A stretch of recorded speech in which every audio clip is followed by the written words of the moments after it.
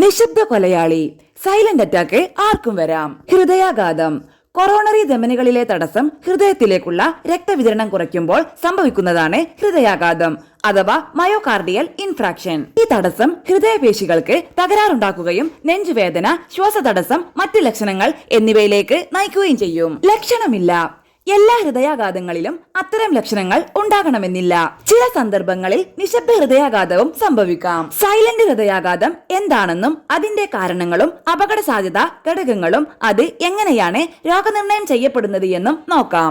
Silent attack ഹൃദയസ്തംഭനവുമായി ബന്ധപ്പെട്ട വ്യക്തമായ ലക്ഷണങ്ങളൊന്നുമില്ലാതെ സംഭവിക്കുന്ന ഒരുതരം ഹൃദയാഘാതമാണ് നിശബ്ദ ഹൃദയാഘാതം.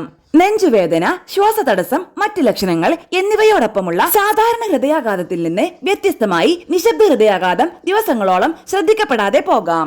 തെറ്റിദ്ധാരണ, നെഞ്ചെരിച്ചിൽ അല്ലെങ്കിൽ ജലദോഷം എന്ന അവസ്ഥയായി രോഗികൾ പലപ്പോഴും ഇതിനെ തെറ്റിദ്ധരിക്കാറുണ്ട്.